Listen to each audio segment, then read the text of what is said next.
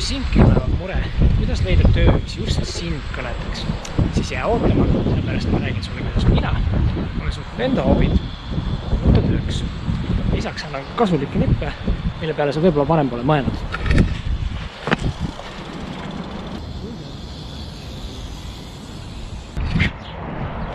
Mina olen Viljan Kass, BMX trikirattaru, treener, YouTuber, ürituste korraldaja, digitaalmeedia spetsialist ja üldse teen hästi palju erinevaid asju.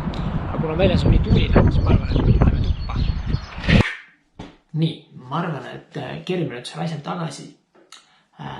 Lähme sinna, kus ja kuidas, miks ma alustasin BMX-iga sõitmist.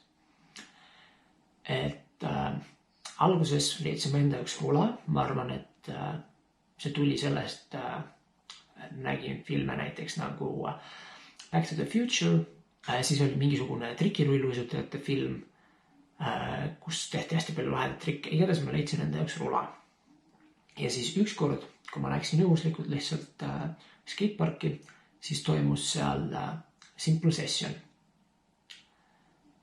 mis on tänaseks päevaks kolinud Tallinnasse, on üks maailma kõige suuremaid üritusi üldse. No, BMX ja rolamaailmas siis muidugi. Ja Eestis ta on tõenäoliselt üldse kõige suurem asi, mis siin toimub. Ja igatahes nägin, kuidas rattaga tehti saltot. Ja mul oli lihtsalt nagu, wow. Ma olin nagu väikesena lasteaias juba üritasin saltosid teha. Algklassides isegi õppisin ära, lihtsalt tegin kodus ema voodi peal neid matisaalis iga kord, kui oli võimalik ja nii edasi. Et see akrobaatika värk oli alati minu sees olemas juba. Ja see tundus nagu minu jaoks lahedam kui rulaga sõitmist. Rulaga ma tegelikult väga ma ei tea, ma vist ei olnud selle seal. Ja siis mu sugulane sai 2006 suvel endale ratta. Ma sõitsin alguses sellega suht palju, tema sellega pigem ei sõitnud. Siis ma õppisin mingid trikid ära ja siis ma mäletan, ma käisin täiega vanematele peale, et ma tahan ka ratast. Ja lõpuks õnnestus saada esimene selline pigem kehv ratas, aga ajas asja ära. Ja tegelesin toona veel karateega ja siis paar aastat hiljem tulin karatetreenist ära, sest ma otsustasin, et ma nagu tahan pigem BMX-iga sõita, et see on nagu see minu asi kuidagi. Ja siis kuidagi järjest hakkas tulema. Ma mäletan, ma unistasin sellest, et kui mul oleks sponsorid, kes maksaksid mul ratta kinni, kes maksaksid reisimise eest. Tead, kas need ikka vaata neid nagu professionaalsed sportlased, kes nagu mõned on miljonärid. Mind otsast ei huvitanud see, lihtsalt nagu ma lihtsalt ei teadnud, mida ma tahan oma eluga teha, sest ma ei olnud üldse leidnud mingit sellist tööd, mis mulle nagu huvi pakuks. Et nagu ma teadsin, et ma tahan juuksuriks saada võib-olla selline, mul oli juustega hästi selline teema nagu näha, siis mul on igasuguseid soenguid olnud. Ja rastakaitse olin tahtnud alates 12. eluaastast.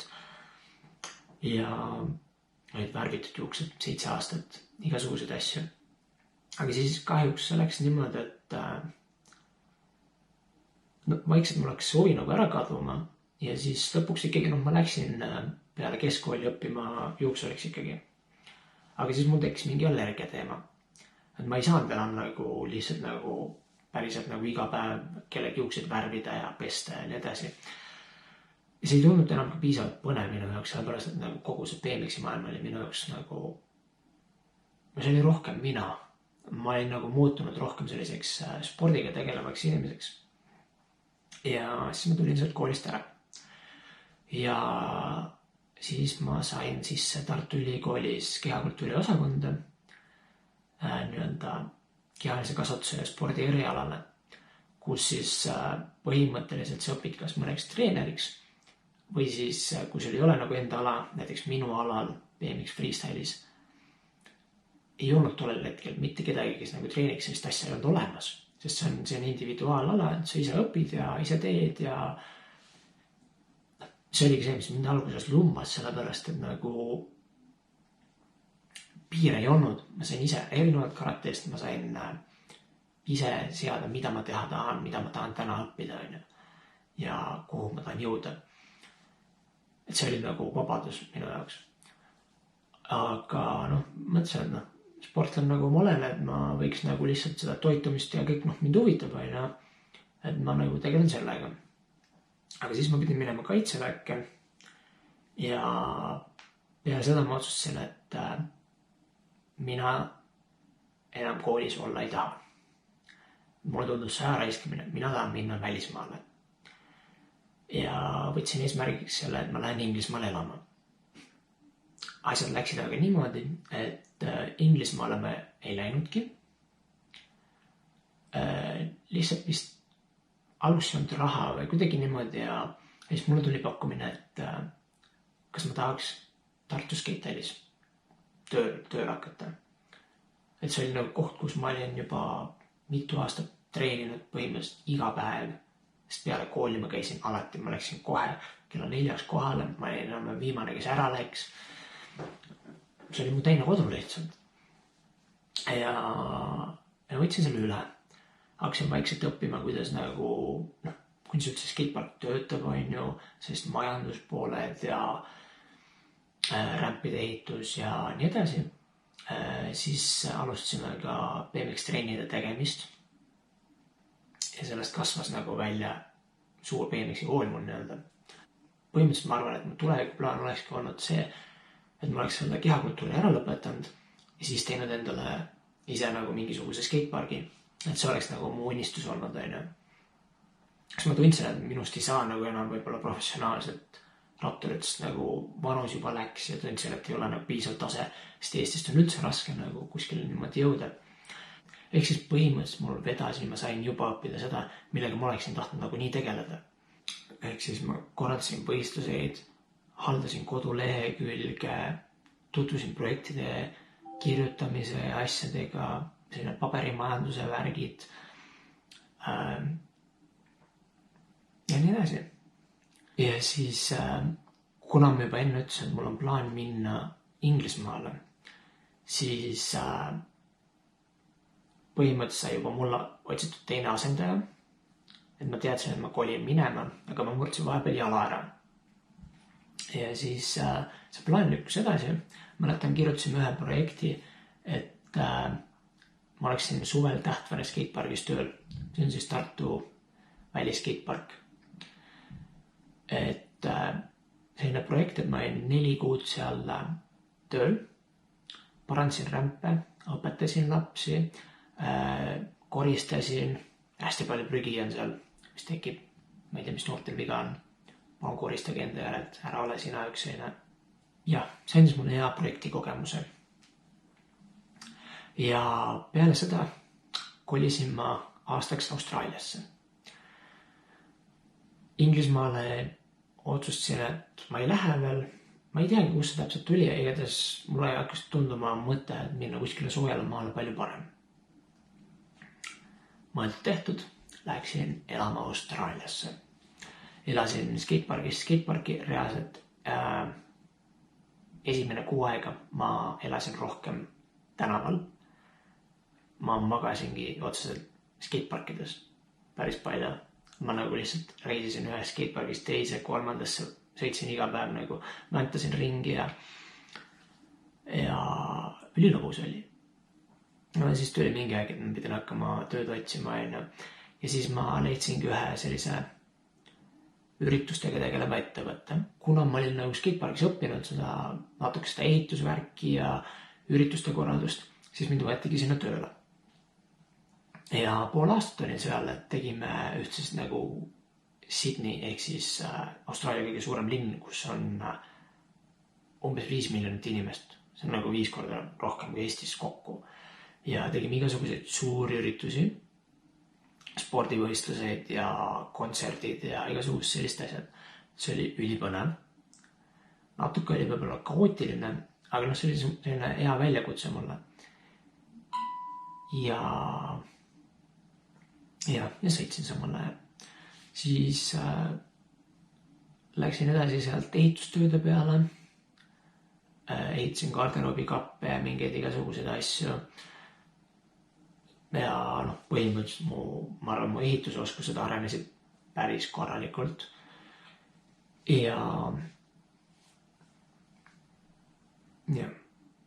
siis sealt edasi sain ehitustööde peale, kus ma siis ehitasin näiteks garderoobikappe ja igasugust asju.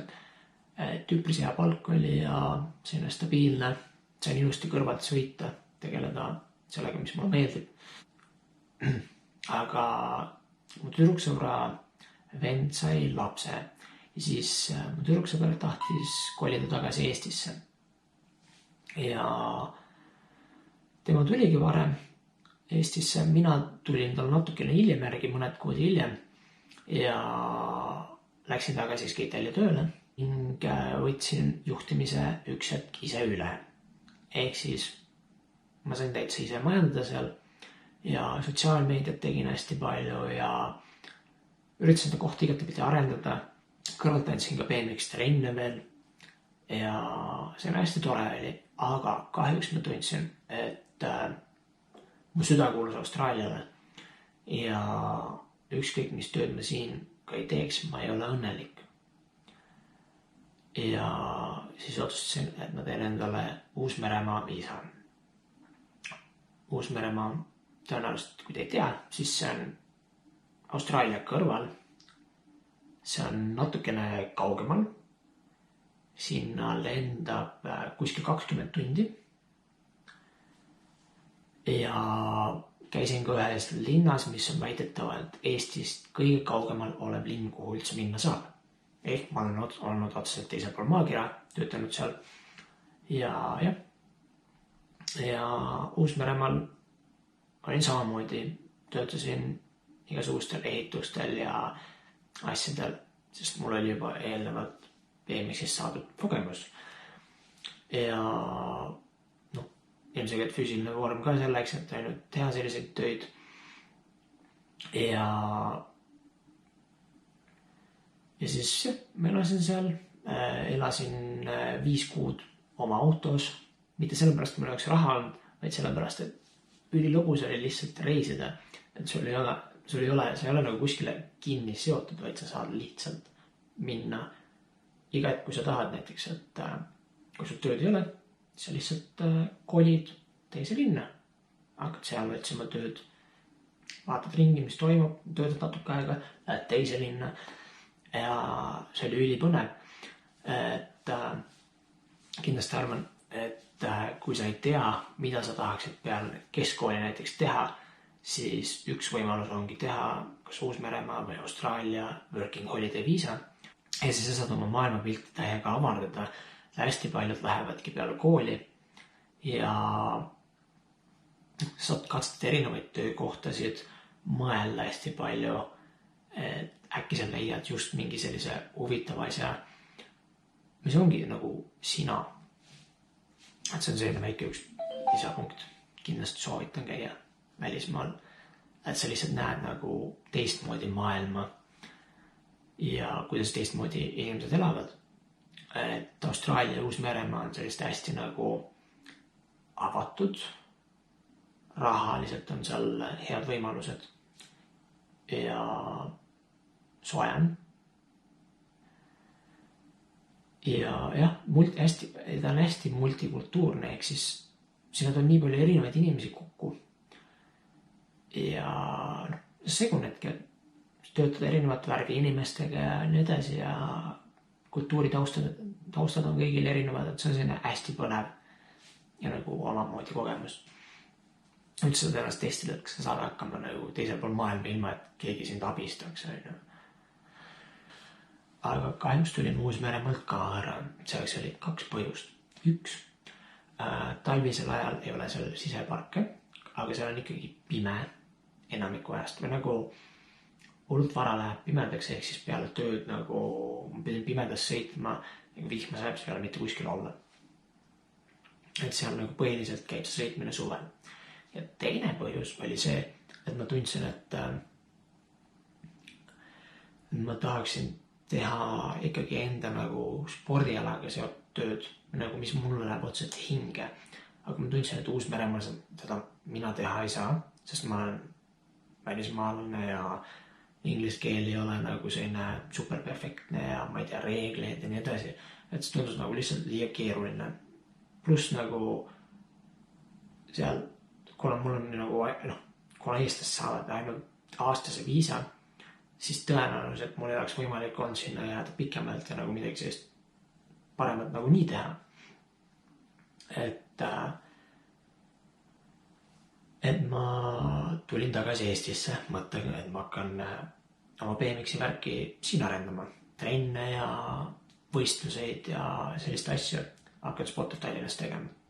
Tulin tagasi Eestisse ja siis tundsin, et ma ei tea, ma olen ikkagi nii harjunud Uus-Meremaa ja inglise keelega. Mul oli täitsa aktsent küljes alguses, kui ma tulin, et eesti keelt rääkisin nagu Uus-Meremaa aktsendiga. Aga kuidagi jäin ma ikkagi Eestisse. Alguses läksin läbi oma BMX värgi rattapoodi tööle ja siis üks hetk alustasin YouTube'i tegemist. Et teha lihtsalt eestikeelseid BMX õpetusi nagu noortele, et seda BMX kultuuri siin arendada.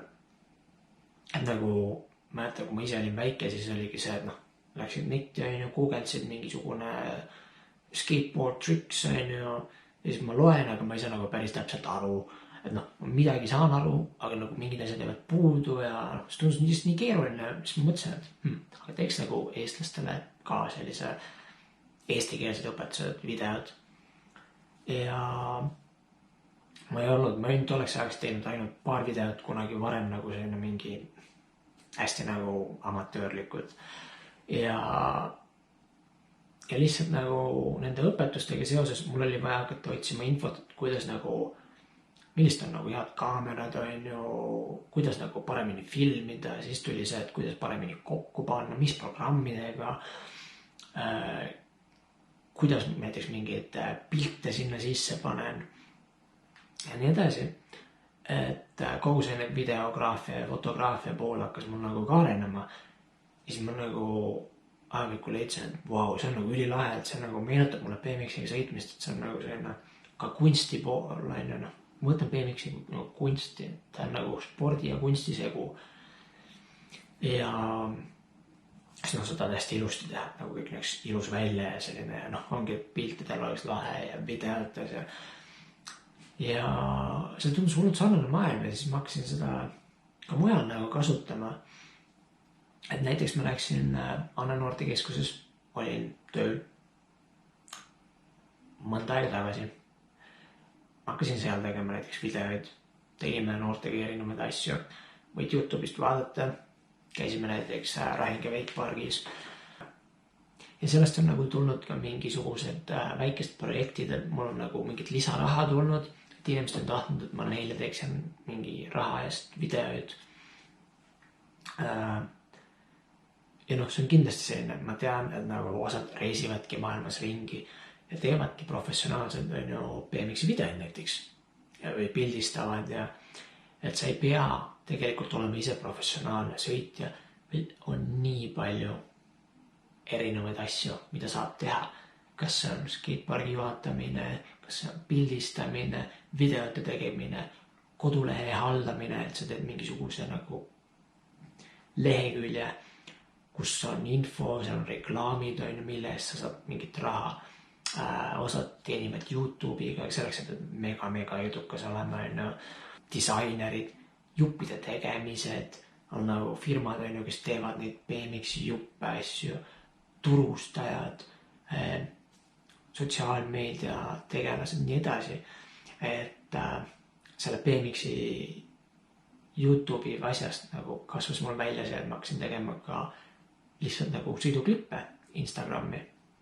Ja selleks, et nagu üks video hästi leviks, selleks peab mul kõik olema Instagramis selline, et sul on ilus tekst, emojid, hashtagid õiged, mis kellaajal panna. Üldiselt kõik sellist info, nagu kõik on internetis olemas, kas või YouTube'is on hästi palju õpetusi, kuidas olla parem Instagrammer või YouTuber.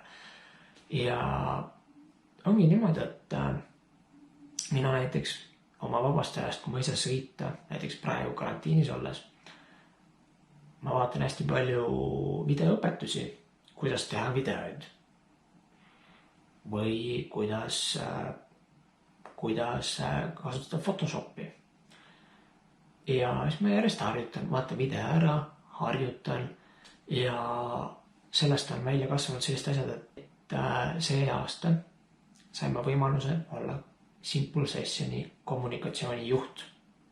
Ehk siis ma tegingi sotsiaalmeediat, aldasin kodulehekülge, tegin uue kodulehekülje, sinna said näiteks kõigi osalejate sellised tutvustused, mille ma siis kirjutasin valmis eesti ja inglise keeles ja see oli nagu ülihea kogemus, nagu ma sain olla osa millestki ülisuurest, tänu millele ma üldse leidsin BMX-i.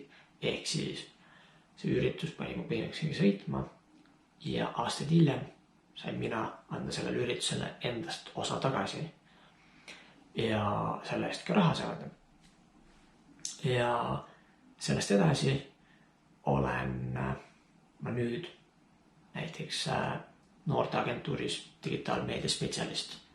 Ehk jälle samamoodi minu tööks on luua sisu ja teha postitusi ja nii edasi professionaalselt siis. Et see kõik on tulnud sellest, et ma olen lihtsalt BMX-iga sõitnud ja hakanud otsima mooduseid, kuidas ma saan raha selle eest. Et nagu ma saaksin sellega jätkata.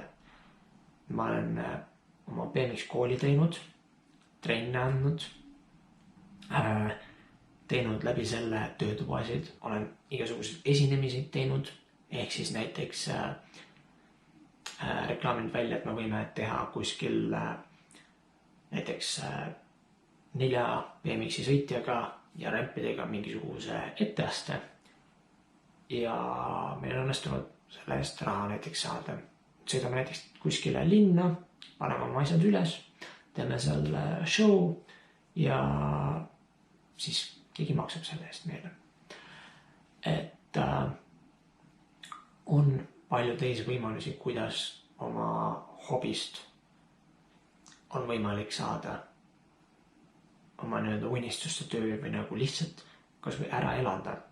Et sul on võimalik, näiteks üks võimalus on, et sa võtad poole kohaga mingisuguse töö, mis ei ole võib-olla maailma kõige parem ja kõige rohkem sina, aga sa võid poole kohaga töötada kuskil, mis on sina, niimoodi, et sa saad ilusti kõik ära kaetud, saad oma südamerauga teha asja, mis sulle meeldib, ära kaetud hinna võib olla.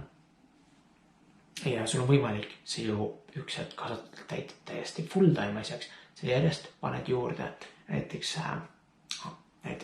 BMX-i puhul, sa võid ka poe teha,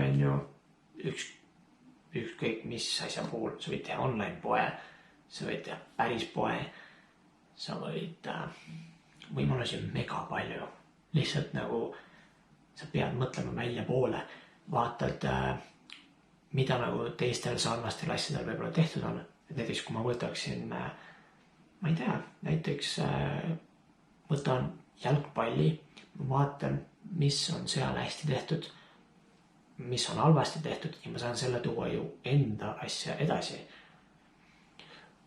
Näiteks sul on võimalik, kui sa kasutad selle YouTube'i üles, siis sul on võimalik panna sinna külge kodulehekülg, kus sa müüd, kus sa saad reklaami, paned külge veel poe, kuhu sa teed näiteks mingid riideid, riidebränd, selle riidebrändiga teed reklaami, et sa saaksid teha esinemiseid ja lõpuks ongi sul olemas selline nagu juppidest kokku pandud unistuste töö. Või siis teine võimalus, võtad näiteks mingisuguse sarnase asja, nagu näiteks minul on see, et ma olengi õppinud läbi selle, et ma sõidan BMX-i, ma olen õppinud, lihtsalt pidanud õppima, lihtsalt lahe on neid videoid teha, välja panna, ilusaid pilte toota. Ehk siis kokkuvõttes on minu jaoks sellest BMX asjast välja kasvanud nii palju erinevaid töövõimalusi ja ma olen neid ka rakendanud, võtnud vahepeal osa ühest, osa teisest ja ma olen pidevas arengus. Nii, ja mis ma siis sinul soovitaksin teha, on see, et võta asi, mis sulle täiega meeldib. Proovi õppida, kui on võimalik õppida midagi, mis on sellele sarnane. Või nagu, kui sa näed juba ette ära, et see oleks võimalik. Seda kuidagi siduda. 2. Kui sa ei taha õppida või isegi kui sa oled juba ära õppinud, siis õpi juurde iseseisvalt. Me oleme 21. sajandil, aasta on 2020. Ei ole võib-olla küll kõige parem aasta praegu, aga hetkeolukord näiteks on just ülihea näide sellest, et digipädevused on mega vajalikud ja õppida saab läbi interneti väga edukalt. Sa ei pea selleks minema kooli, sa ei pea maksma mingeid õppemakse. Võta internet lahti, otsi koolitused, kui tahad, maksa koolituste eest. Saad võib-olla kiiremini paremaid, aga mis on nii-öelda väike investeering võib-olla. Aga jaa, lihtsalt õpi, uuri, loe. Võimalusi on mega palju, et tegeleda sellega, mis just sulle meeldib. Kui sa tunned, et sinu jaoks ei ole õige olla kellegi alluvuses lihtsalt või teha mingit suvalist tööd, siis äkki ongi just sinu jaoks see, et sa peaksid hakkama ise leiutama mooduseid, kuidas teha seda, mis sulle meeldib. Nagu sellega ei pruugi võib-olla nagu rikkaks saada, aga minu meelest on see nagu väike hind selle eest, et sa päriselt teha seda, mis sulle meeldib ja millest sa tunned, et on kasu. Nagu siis sa püsid selle peal ja sa ei ole kogu aeg valvas tujus. Ja ma arvan, et sa ka arened rohkem, kui sa teed seda, mis sulle meeldib. Et kui ma oleksin näiteks, ma ütlen, et selles midagi halba on, aga näiteks kui ma oleksin lihtsalt kuskil laos tööl, siis ma tunnen, et mina raiskaksin enda aega. Nagu mu elu on liiga lühike ja keegi teine ei oleks näiteks minu asemel teinud neid võistlused, mis mina olen teinud. Ei oleks võib-olla loonud seda sisu, mis paneb kedagi naerma. Muidugi, mitte et meil oleks tänapäeval sisu puudus, meil on igal pool tuleb liiga palju seda informatsiooni isegi. Aga kui keegi seda ei teeks, siis kes seda teeks? Aga jah, kui sa mõtled, siis töövalik on mega suur asi su elust. Keskmine inimene töötab 8 tundi päevas, mis on 1/3 kogu ööpäevast. Teise kolmandiku sa magad võib-olla. Peale und jääb sul 2/3, 1 on vaba aeg, nii edasi. Teine on see töö. Ehk sul on nagu valik, kas teha kogu aeg midagi, mis sulle meeldib või ainult poolikult. Ja mina olen valinud selle tee, et ma tahan teha kogu aeg seda, mis mulle meeldib. Praeguses olukorras on kindlasti üks kõige paremaid aegu üldse, kus mõelda sellised asjad läbi enda jaoks, teha endale plaanid, hakata neid vaikselt ellu viima. Sa võid panna täiesti kirja, et sa võid täiesti pannagi endale kirja, mida sa tahaksid teha, mingid erinevad. Ehk põhimõtteliselt sa võiksid näiteks praegu panna endale vaikselt kirja mõtted, mida sa tahaksid tulevikus teha. Siis hakkad mõtlema, kuidas neid on võimalik saavutada, mis oskuseid sul selleks vaja on. Ja siis hakkad vaikselt sihtima selle poole. Et sa ei pea minema seda traditsioonilist teed, et sa lähed õppida ainult mingit ühte asja ja oled elu lõpuni seda, vaid muidugi et sa võid teha seda ja siis võtta järgmise ala ja järgmise. Aga ma lihtsalt toon selle näite, et kui sa tõesti tunned, et sa ei tea, mida sa teha tahad, siis sul ei ole kuskile kiiret. Sa võid võtta selle vaheaasta 2, teha midagi muud, ja avastada ennast, hakata vaikselt mingit plaani kokku panema, mida sa tahad päriselt teha. See võib võtta aasta, 2, 3, mis iganes, aga mingisugused väikesed eesmärgid on endale mõistlik seada ette. Ja siis hakata nende järgi järjest minema, kuni sa jõuad lõpuks selle mingi laheda asjani. Ja kui see on käes, siis sa võid võtta järgmise ja järgmise. Jah. Aga ma arvan, et minu poolt on see tänaseks kõik. Loodan, et teil on lõbus. Kui teil on küsimusi, siis võite mulle kirjutada @VillemKass_BMX Facebookis Villem Kass. Ja näeme. Peace.